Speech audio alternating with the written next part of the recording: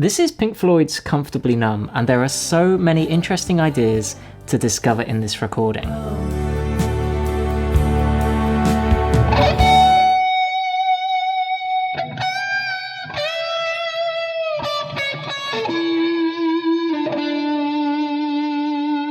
It was written as a collaboration between their two main songwriters, David Gilmour and Roger Waters.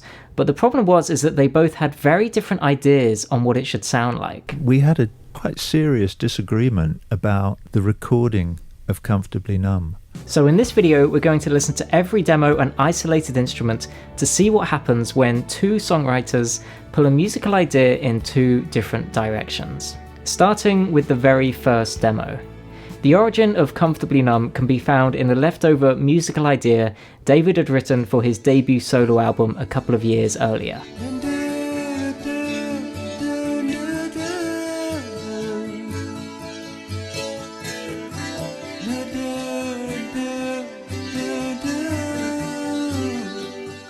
As you can hear, other than the lyrics, the chorus is pretty much in its finished state. Not just the melody and chord progression, but even the guitar that he would use as well. This is the one which they wrote the music for Comfortably Numb on, which is a particular tuning. There is also a verse in this demo, or at least the part which would become the verse. It might sound very different to what we're familiar with today, but it's actually the same chord progression, just in the key of E minor rather than B minor.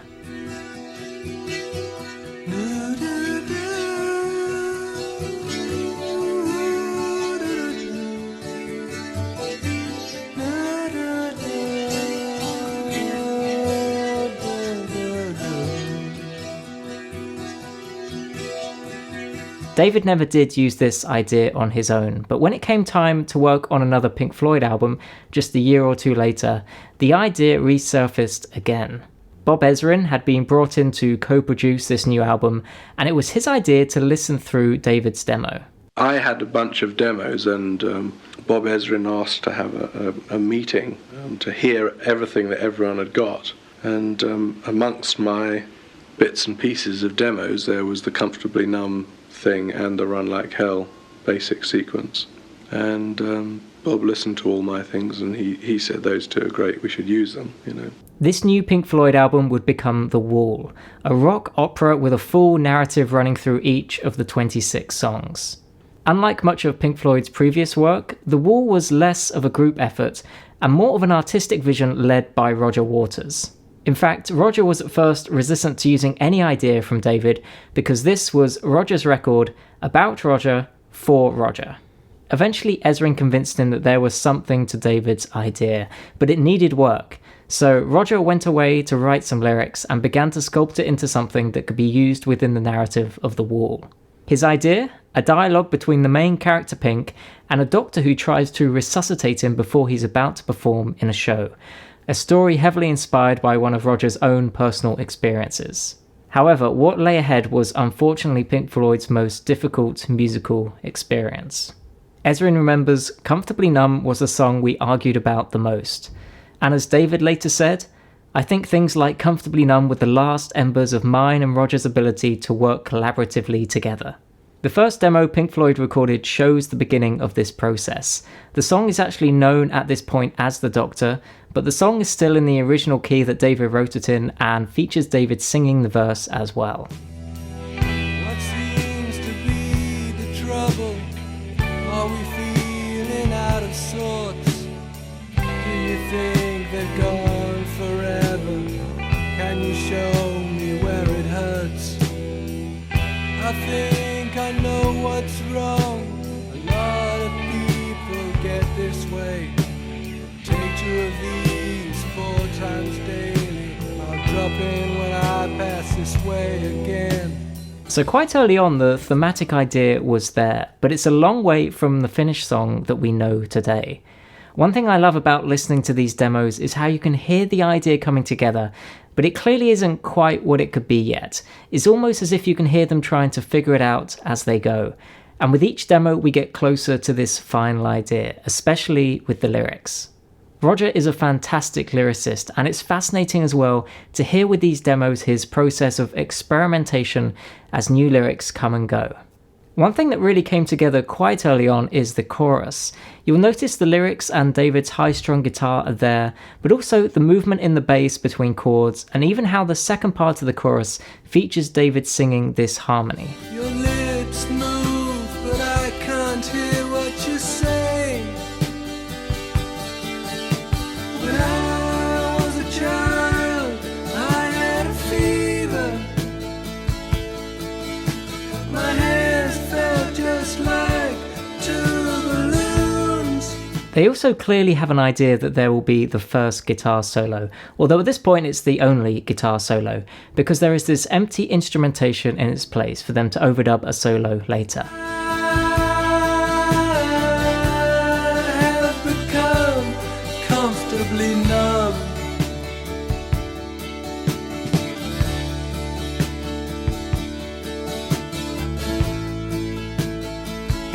Perhaps the most different element in this demo is the ending. The final song is famous for ending with one of the greatest guitar solos of all time, but for now we just have this abrupt ending.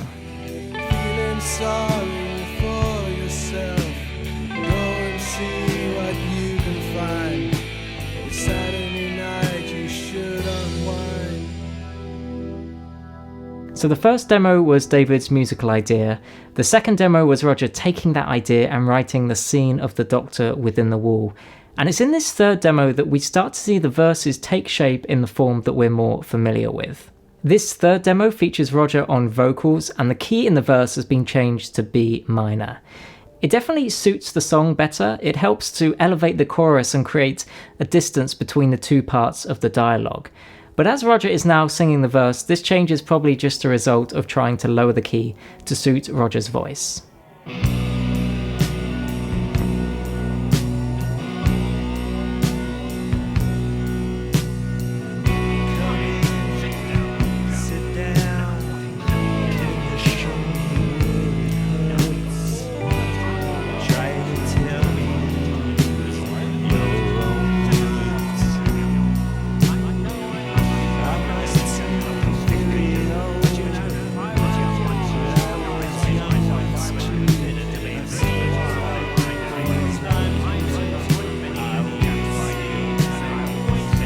The talking voices in the background make for a good idea, but I think it ultimately does sound too cluttered.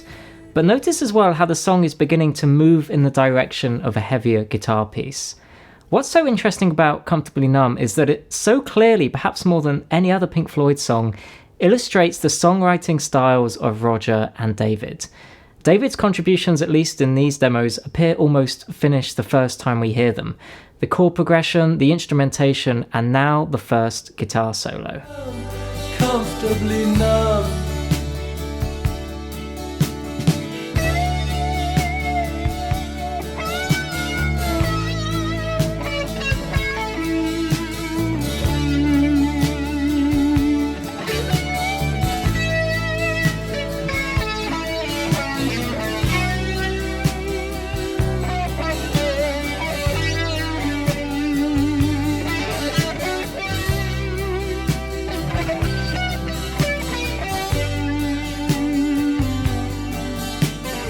Roger, however, seems to have a different way of working, where things change and evolve over time. He added the extra few bars where David sings, "I have become comfortably numb." He experiments with different effects within the vocal, and of course the lyrics are evolving all the time. Which is something that we can hear in this fourth demo. It's the first time we start to hear a verse resembling the final track. Again, it's interesting to hear which lyrics have survived onto this demo and which ones were cut. Is there anybody in there? Is anybody bleeding? Is there anyone at home? Come on. I know you're hiding. I could hear you screaming in your neighbors. Many of the details found in this final recording are present in this demo. The screaming sound effects, the echo on certain words, and of course many of the lyrics. My favourite part is this quite amusing Dylan-esque line in the first verse. It's funny to hear now, but it's probably for the best that it was later cut. Listen. Listen, I am a physician. And I can handle your condition like a magician. If you show me where it hurts. This is also the first demo where we hear the second guitar solo. Today, this is probably the thing that people think of first when they think of Comfortably Numb. Interestingly, it appears not after a chorus, like in the final song, but straight after the final verse. Listen to some pop groups. Rock and roll. Go out and see some shows.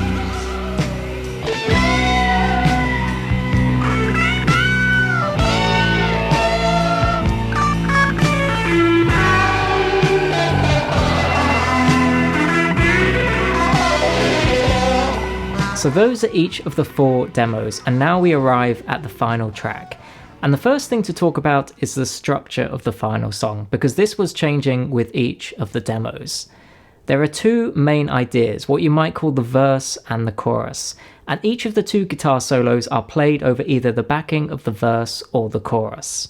But it's also at this final recording that we really see a disagreement between Roger and David.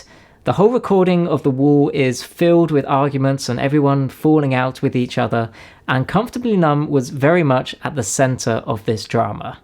The Wall was a project led and envisioned by Roger, but it was recorded in a way which meant different songs and different parts of songs were recorded in different locations, and rarely with the whole band together. In the case of Comfortably Numb, this led to Roger and David each recording the song independently in their own way. By the time they reached Los Angeles, they had 2 different versions of the song. One was stripped down and harder, with very little of Michael Kamen's orchestral arrangements. The other was what Ezrin described as the grander Technicolor orchestral version. Gilmour wanted the harder arrangement. Both Waters and Ezrin favoured the widescreen orchestral version. Finally, the deal was struck. The body of the song would comprise the orchestral arrangements. The outro, including the final incendiary guitar solo, would be taken from the Gilmour-favoured hard version. Roger also gives his account of the 2 recordings made by him and David. We had made a rhythm track, so that would be like drums, bass, guitar, whatever. And I loved it.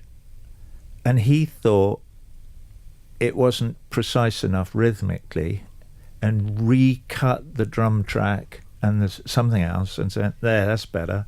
And I listened to it and I went, no, it's not. I hate that. And he went, oh, it's so that was all the disagreement was. And in the end, the track that is on the record is, the first verse is from the version I liked, then the second verse is from the version he liked, and then there's a bit of chorus from my one and a bit of it. So with that in mind, let's have a listen to how that compromise ended up sounding on the final mix. The basic rhythm track is pretty much as it was from the demos. The bass and drums provide a very simple and stable foundation.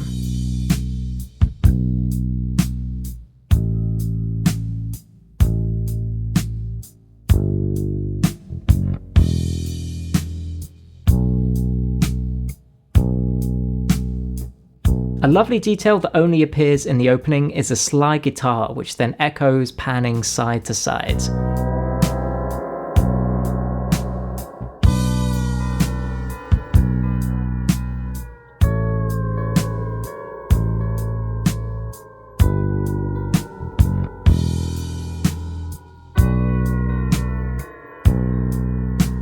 And then of course we have Roger's vocals. Some of the effects from the earlier demos have survived, and so too some of the lyrics. Roger has this almost speaking quality to the way that he sings, which works very well for this song because it's a dialogue between the Doctor and the main character Pink. Hello, is there anybody in there? Just nod if you can hear me. Is there anyone home? Come on now. I hear you're feeling down. Well, I can ease your pain, get you on your feet again. And now there's just one thing missing, the orchestra. Although the orchestra comes from Roger's version, it was producer Bob Ezrin who first pushed for an orchestra on the song. I fought for the introduction of the orchestra on that record. the expansion of the Floyd sound to something that was more orchestral, theatrical, filmic is the word.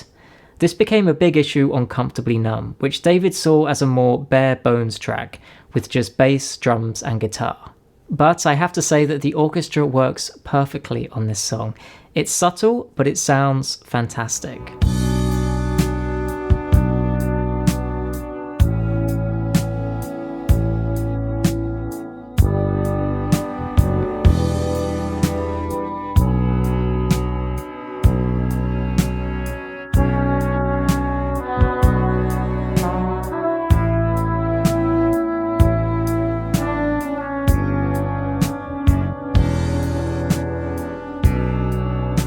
For the most part, it's just following the movement of the voices within the chords, but there is this beautiful line played by the French horn.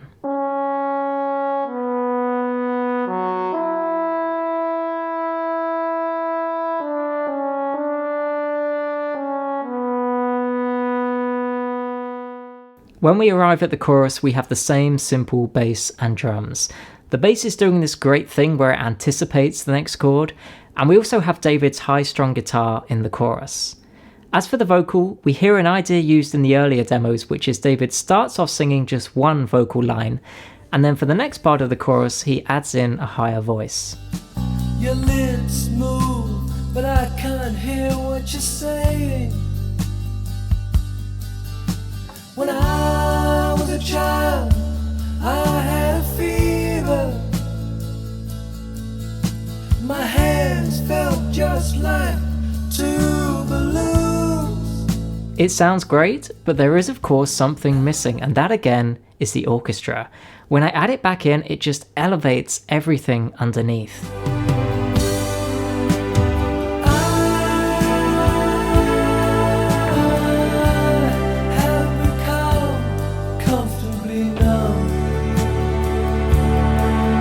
And then of course, after the first chorus, we get this beautiful guitar solo.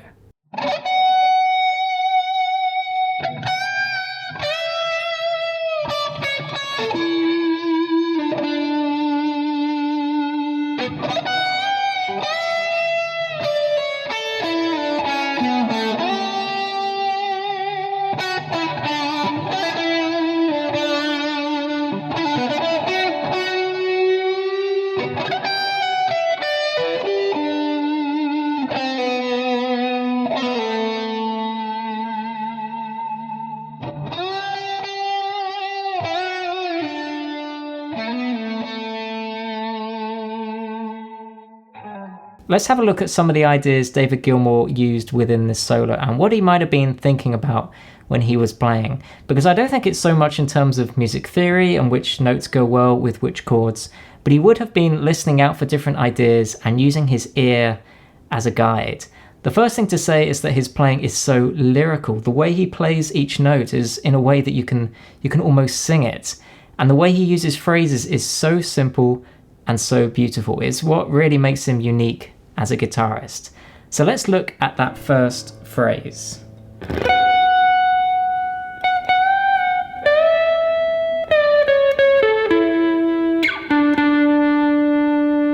Such a beautiful shape to it, and everything is heading in the direction of that final note. And when he gets there, he just lets it breathe. He's in no rush at all. The second phrase is a kind of variation on that.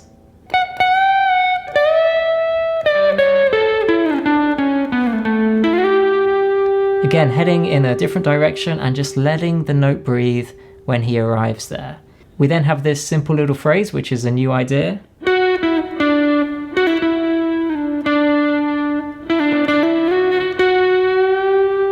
And the way he bends between each note just helps to make it so lyrical, because that's how we sing. It's those little details between the notes. And then he wraps everything up with a kind of variation on that initial theme.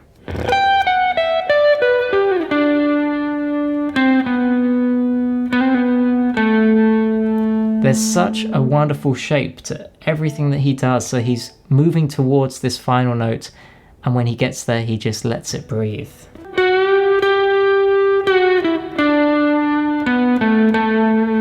The orchestra again isn't doing too much. There is just one melodic idea, and here it is demonstrated on the violin part.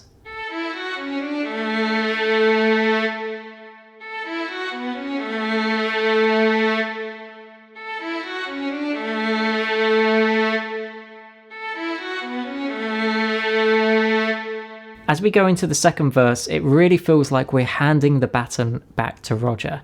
And to create a real contrast, we go from the highest dynamic point down to the lowest.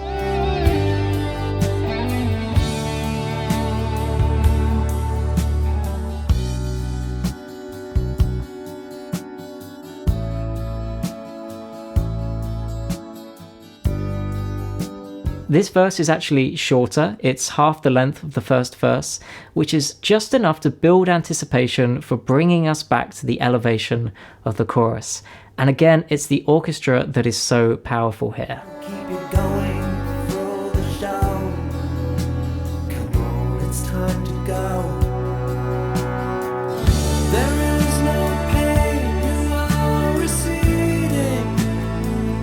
Which leads us into one final thing which we've barely spoken about at all, the second guitar solo, possibly the greatest guitar solo of all time.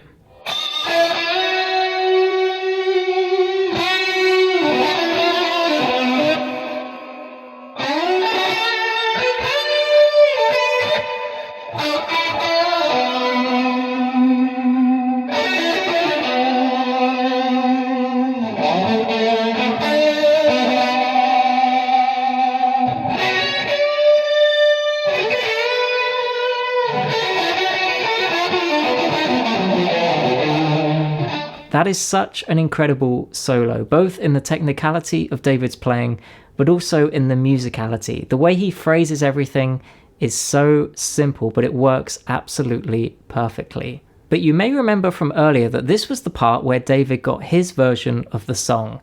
They compromised by having Roger's orchestral version earlier, and now David's stripped back version. So what's happening underneath? First of all, this is the guitar with nothing underneath.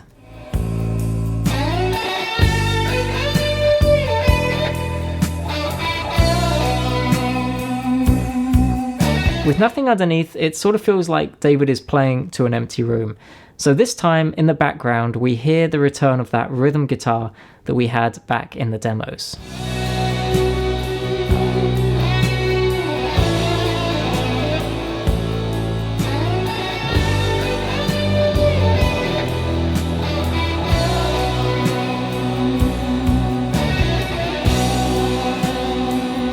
So in the end, there was a compromise. Some parts are supported by the orchestra, and some parts are supported by more guitar. But I think what's even more special is how they both work so perfectly to support the other one. This song perfectly encapsulates the musical ideas of both Roger Waters and David Gilmour. And the song itself is a masterclass in tension and release, and no doubt there was plenty of tension between Roger and David. The two guitar solos are outstanding. One is light and uplifting, and the other is much darker and aggressive. Years later, Roger would leave Pink Floyd, and they would continue to perform Comfortably Numb, led by David, in the style that he liked, this stripped back, harder version. I love those versions, but I also love this studio version. It's an outstanding production, demonstrating the best of what Pink Floyd could do. As David mentioned, this was the last great collaboration between him and Roger, and I think it's fitting that such a great song illustrates the best of both of them.